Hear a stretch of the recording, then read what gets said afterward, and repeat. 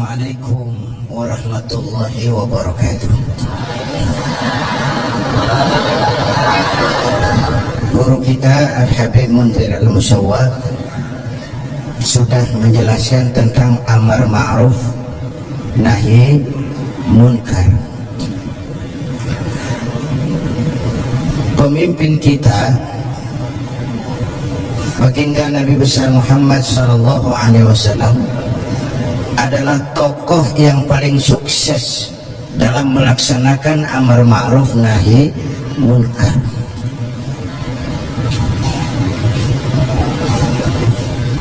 Berkembang dengan pesat, lain dengan agama-agama besar lain, kata Stoddard. Agama Buddha punya Raja Asoka, agama Persia punya Raja Cyrus, bukan Cyrus Sinaga, Cyrus. Agama Kristen punya Raja Konstantin. Mereka ini raja-raja besar dan berkuasa yang menunjang agama yang dianutnya dengan segala daya dan dana, dengan segala kekuatan dan kekuasaan. Lain dengan baginda Nabi. Beliau bukan raja, tidak anak penguasa, tidak pula orang kaya, tapi amar ma'ruf yang dilaksanakannya berhasil menembus dinding Jazirah Arabia, mewarnai hampir 2/3 belahan bumi. Nah, saya mau ambil porsi apa landasan beliau dalam melaksanakan amar ma'ruf dan nahi munkar sebelum ke arah yang tadi sudah ditanyakan Saudara Agung. Pertama, landasannya adalah siddiq. Apa? Jujur. Sebab bagaimana orang mau amar ma'ruf nahi munkar kalau dia nggak punya kejujuran? Nabi kita itu lidahnya adalah hatinya, ucapannya adalah perbuatannya, perintahnya dia berwibawa, ajakannya diikuti karena beliau pelaksana pertamanya. Keteladanan. Kalau kita gimana mau berhasil amar ma'ruf? Cuma teriak saudara-saudara sedekah, sedekah, yang teriak buntut gasiran, mbahnya pelit. Jujur. Kata orang tua Melayu gini, wahai saudara, adik dan kakak, peganglah jujur, jangan durhaka. Jauhi bohong, haramkan dusta, supaya hidup tidak ternista. Asik kan? Asik kan? Jauhi bohong, haramkan dusta, supaya hidup tidak ternista. Orang bisnis, modal paling penting adalah kepercayaan. Coba saudara punya kapital miliaran, kalau nggak dipercaya orang, ada nggak yang mau ngasih proyek? Ada nggak? Ada nggak? Nyaut. Modal utama dalam bisnis kepercayaan. Modal utama dalam memimpin kepercayaan. Modal utama dalam seluruh gerak hidup kita kepercayaan. Kalau hidup udah dipercaya Bu, biar duit banyak juga enak rasanya. Bener. Kalau sudah dipercaya, walaupun duit banyak enak rasanya. Jujur. Bahkan ini modal utama kepemimpinan beliau. Bukan S3, enggak profesor, doktor, enggak, al-amin. Orang yang jujur, dan itu yang kita perlukan sekarang. Gayus. Saya lihat bukan saja kasusnya aneh, penanganannya juga aneh. Orang sekali bergaya bisa ngubuk-ngubuk semuanya. Sekarang banyak yang telinganya pada merah, matanya pada pedas. Begitu dia nyanyi, bagaimana dia merambah kepolisian, merambah kejaksaan, merambah kehakiman. Lalu penanganannya juga aneh. Kayaknya mau terfokus kepada kasus Gayus, ya padahal yang terbesarnya adalah mafia hukum dan mafia pajak. Kan itu soal yang paling besar ini. Kita perlu jujur, jangan ada dusta di antara kita.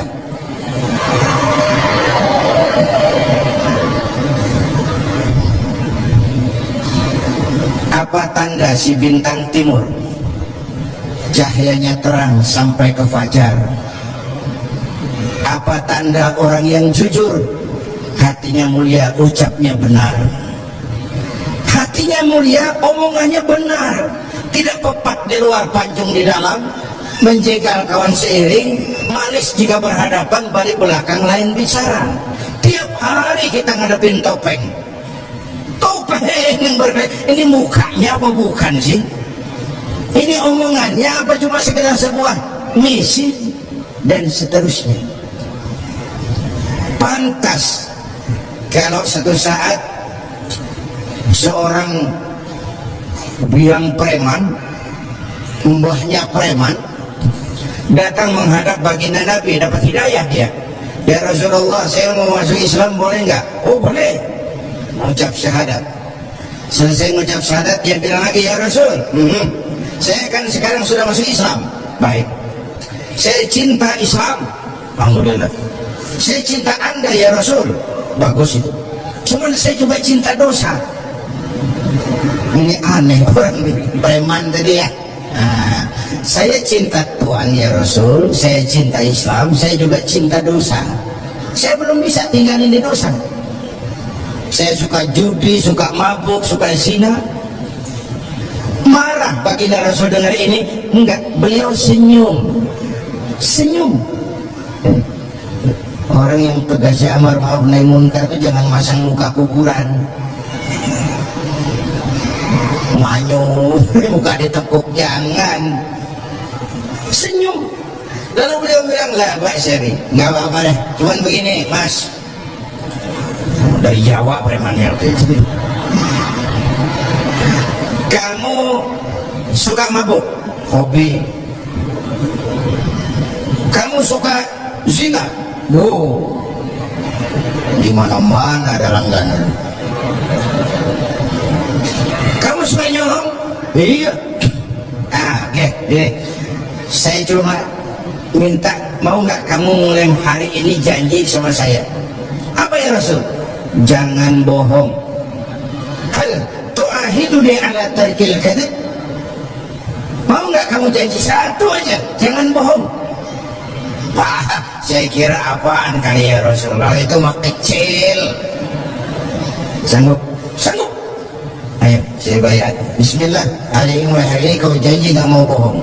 Janji. Pulang, sambil pulang di hatinya mikir, ma ashala ma talaba hadzal nabiyul karim. Ini Rasulullah kok gampang banget permintaannya, enteng urusannya. Saya terang-terangan nggak boleh, nggak mau tinggal zina, nggak boleh, nggak diganyuri, saya suka mabuk, cuma disuruh nggak bohong. Encer. Dia kira nggak bohong gampang. Dia kira nggak bohong gampang. Padahal Nabi Allah Ibrahim pernah mengeluh, saya seumur hidup 3 kali bohong, saya harus tanggung jawab di hadapan Allah. Padahal bohongnya bohong bener.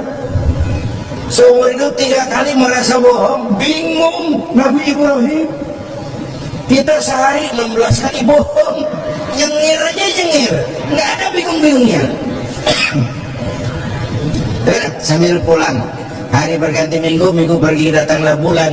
Satu hari dia lagi jalan si preman ini, mantan preman ini, melihat perempuan cakep, kenalan, dibawa ke rumah, masuk ke kamar, hampir terjadi, mau zina lagi, hampir terjadi. Dia tegangan tinggi,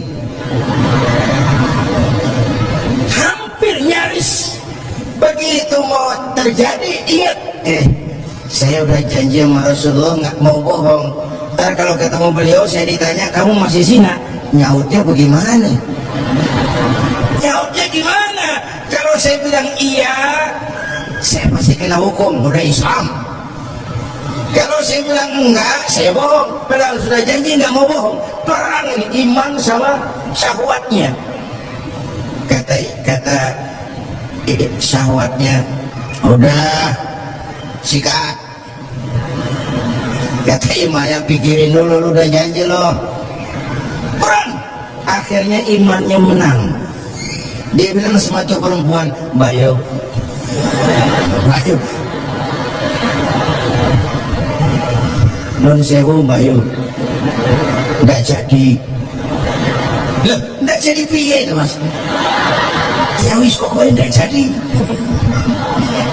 Selamat dari zina.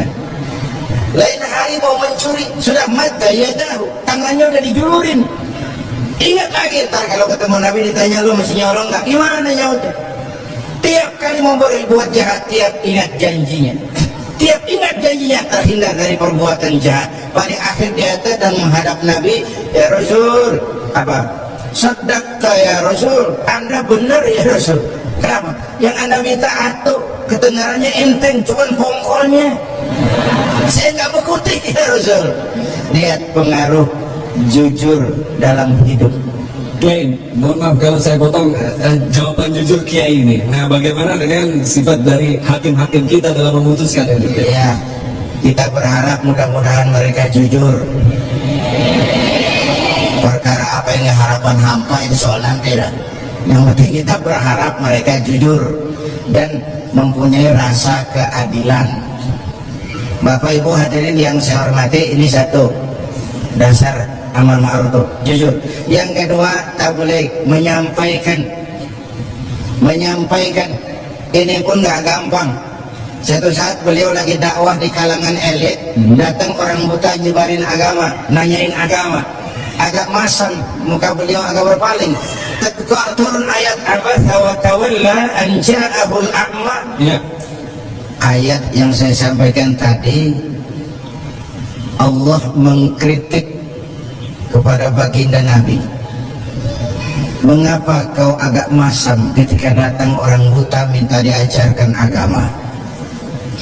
Ayat ini disampaikan juga oleh Nabi kepada para sahabat. Ini loh, ayat ini barusan turun mengkritisi saya. Jadi memang yang orang hidup yang baik itu jangan alergi sama kritik, tapi yang kritik pun jangan asal ngomong, ya. Orang jangan alergi sama yang namanya kritik, karena kritik itu yang sering membuat kita berpikir. Dikritik yang membuat kita dewasa, dikritik yang membuat kita jadi bijaksana. Pujian sering jadi racun. Walaupun sementara kita senang, ibu cantik loh bu, mekar hidungnya, tapi itu sering jadi racun. Kritik yang membuat kita berpikir, kritik yang membuat kita dewasa, kritik yang membuat kita jadi bijak. Tapi yang kritik pun jangan asal jeblos. Saudara hadirin yang saya hormati, kita nggak bisa ngukur baju kita pakai badan orang lain. Nah, ini tolong, ini bahasa bersayap. Jangan ngukur baju kita pakai badan orang lain. Nggak sedang, ya, nggak sedang. Orang sering berada dalam sebuah situasi yang tidak semudah kita. Makanya Luqmanul Hakim pernah bilang sama anaknya, nah kita ini kalau nggak punya prinsip bakal serba salah. Kok gitu pak? Ayo kita buktiin. Luqman tua sama anaknya bawa seekor keledai kecil, dituntun berdua. Lewat di tengah orang pada ngomong, anak sama bapak sama gobloknya. Bawa keledai bukan ditaikin, dituntun. Tolol. Nah, kamu dengar nggak? Iya, sekali kita salah. Sekarang gimana pak? Bapak yang naik, kamu jalan.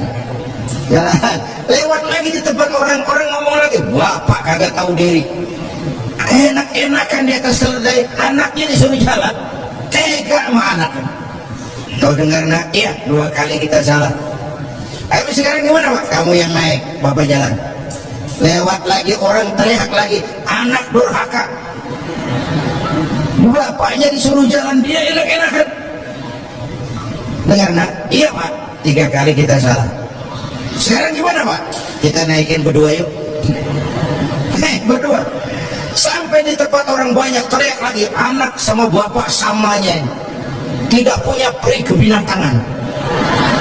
Masa kalau naik kecil dinaikin berdua? Islam. Nah, terus dengar, iya. Berapa kali kita salah? 4. Habis sekarang gimana Pak? Sekarang keledainya yang kita gotong. Gua pengen tahu orang ngomong apa.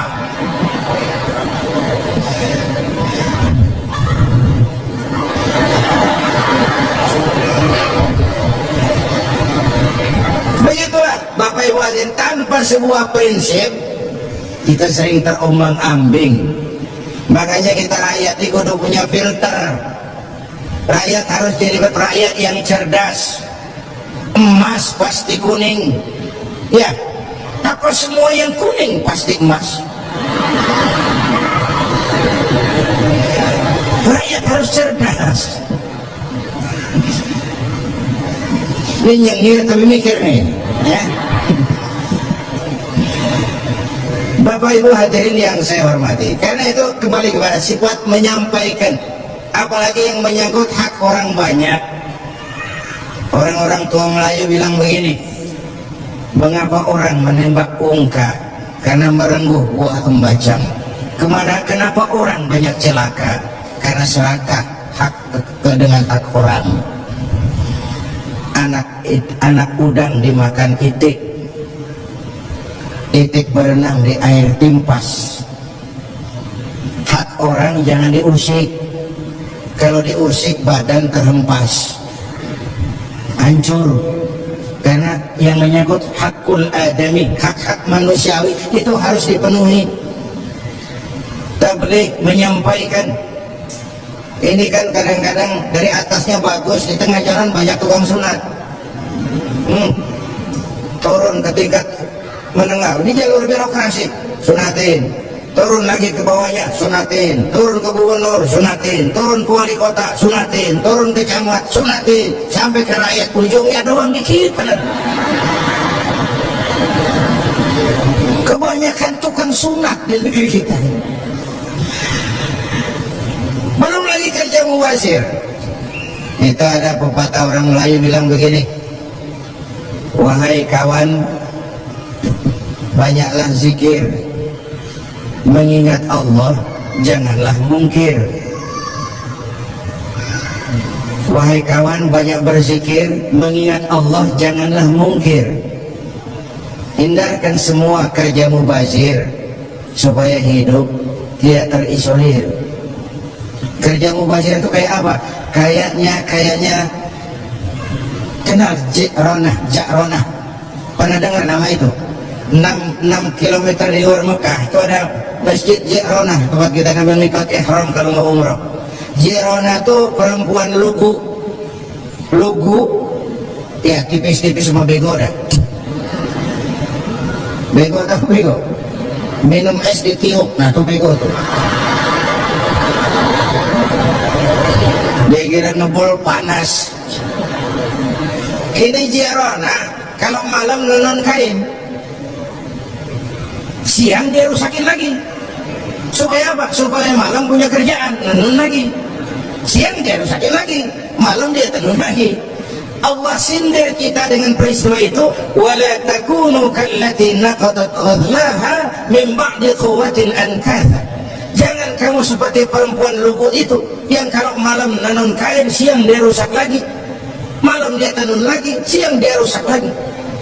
Jalanan udah bener-bener dipaculin. Supaya apa? Besok punya kerjaan danangin jalanan. Berapa banyak proyek Ja'ronah di Indonesia ini? Tahsilul hasil, mengerjakannya udah beres. Kan kerja mubazir. Bapak Ibu hadirin yang saya hormati, ini soal tabligh. Yang ketiga sidik amanat, yang kedua amanat ya. Yang ketiga tabligh. Amanat itu menyampaikan, bisa menjaga kepercayaan orang, itu penting, itu amanah namanya. Menjaga amanah itu tugas yang mulia. Sama saja kalau tadi Habib sudah menjelaskan, amar ma'ruf itu hakikatnya nahi munkar. Nahi munkar itu ya amar ma'ruf, dia beda orientasinya. Tapi dalam pelaksanaannya amar ma'ruf agak lebih tidak beresiko ketimbang nahi munkar. Kalau kita amar ma'ruf, paling-paling orang nggak mau gitu aja. Orang kalau diajak sholat nggak ada yang marah insya Allah, tapi nggak mau ya gitu aja. Tapi kalau dicegah judi, dicegah zina, dicegah judi, oh bandarnya kuat-kuat sekarang ini. Bandarnya kuat-kuat. Jangankan kelas kita, hukum aja bisa dijual beliin, perkara bisa dijual beliin. Kemarin saya bilang, rakyat kecil kalau mau laporan kehilangan ayam itu kudu jual kambing. Harga laporannya mahal. Nanti berperkara kepengen menang mesti jual sapi. Cuma mau ngurus ayam hilang, kambing hilang, sapi lengit. Itu kadang-kadang ya kita nggak bisa, karena selalu ada permainan dan itu proses. Salah siapa? Ayo kita perbaiki sama-sama. Ini negara-negara kita, kemerdekaan ditebus dengan keringat, air mata, darah dan nyawa orang-orang tua kita.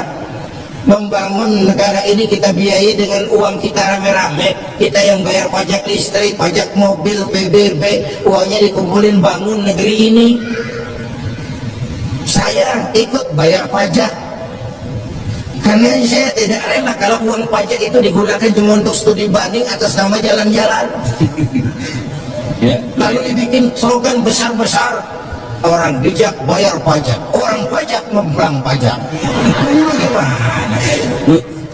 Kalau yang ma'ruf berjalan tapi yang munkar juga berjalan, artinya kita hanya beramar ma'ruf tapi tidak bernahi munkar.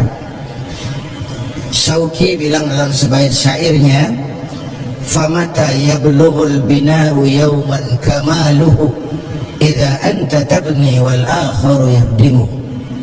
Kapan bangunan mau selesai? Kalau kamu bangun orang lain ngancurin. Orang Betawi bilang itu namanya kayak nimba kagak dibendung. Bagaimana airnya mau kering kalau nimba nggak dibendung? Kenapa? Yang ma'ruf jalan, yang munkar juga jalan. Maka amar ma'ruf nahi munkar harus diletakkan secara bersama. Satu. Yang kedua, saya sepakat dengan guru kita Habib Munzir bahwa amar ma'ruf nahi munkar sesuai dengan bidang dan keahlian kita masing-masing. Jangan memaksakan sesuatu untuk hal yang memang bukan dunia kita. Saya dulu pernah memimpin partai politik dulu zaman jahiliyah.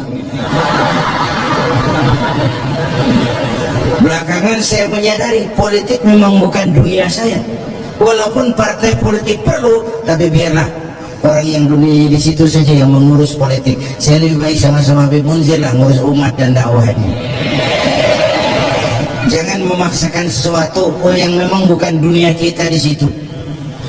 Kalau kiai disuruh bangun jembatan, apa camat mengurusin tahlil?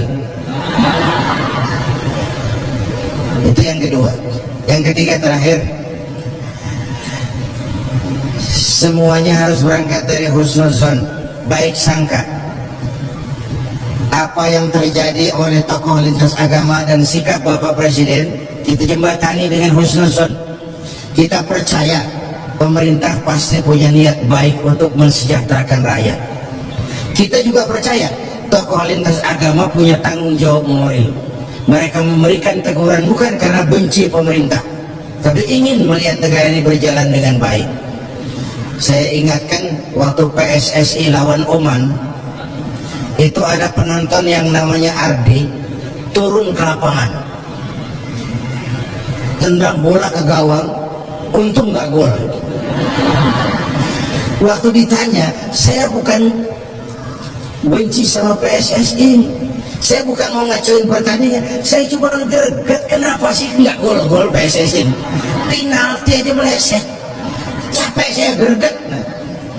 Karena itu saya percaya para tokoh lintas agama punya niat yang baik, ingin melihat negara ini berjalan dengan transparan. Kita juga percaya pemerintah punya niat baik untuk mensejahterakan rakyat, cuma tentu ada berbagai kendala dan diperlukan kesungguhan dan kejujuran. Sekali lagi, kesungguhan dan kejujuran, jangan ada dusta.